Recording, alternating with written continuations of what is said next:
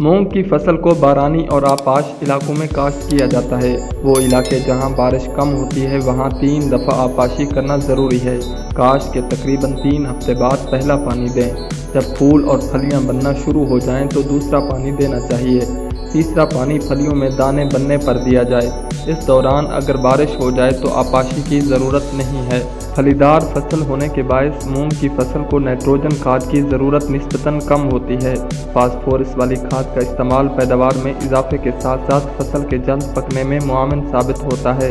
اس لیے 10 kilo gram nitrogen, 23 kilo gram phosphorus اور 12 kilo gram potash فی ایکڑ استعمال کرنی چاہیے۔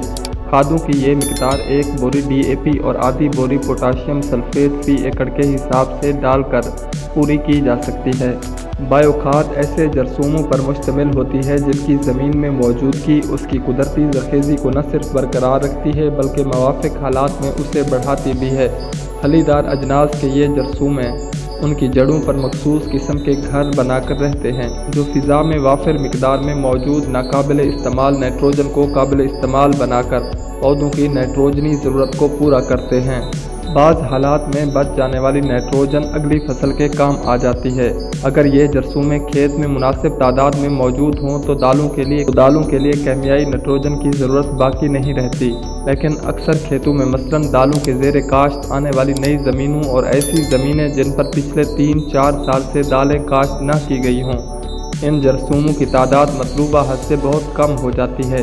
تجربات سے یہ پتہ چلا ہے کہ دالوں کے مختلف پیداواری علاقوں میں حیاتیاتی کھاد کے استعمال سے ان کی پیداوار میں 15 سے 25% تک اضافہ ممکن ہے۔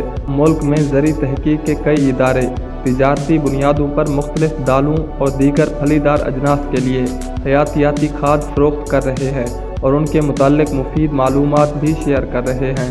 دوسری فصلوں کی طرح مونگ کی فصل کو بھی جڑی بوٹیاں بہت نقصان پہنچاتی ہیں، اس لیے ان کی تلفی نہایت ضروری ہے۔ یہ جڑی بوٹیاں کھاد، پانی اور نمکیات کے حصول میں فصل کے ساتھ ساتھ مقابلہ کرتی ہیں اور اس کی بڑھوتری کو متاثر کرتی ہیں۔ اس طرح فصل کمزور رہ جاتی ہے اور پیداوار پر بہت برا اثر پڑتا ہے۔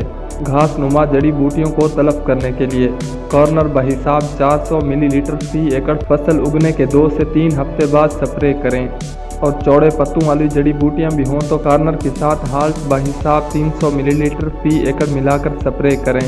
پھر بھی جڑی بوٹیاں ختم نہ ہوں تو رہنمائی کے لیے قریبی زرعی ماہرین یا شعبہ دالیں قومی زرعی تحقیقاتی مرکز اسلام آباد سے رابطہ کریں۔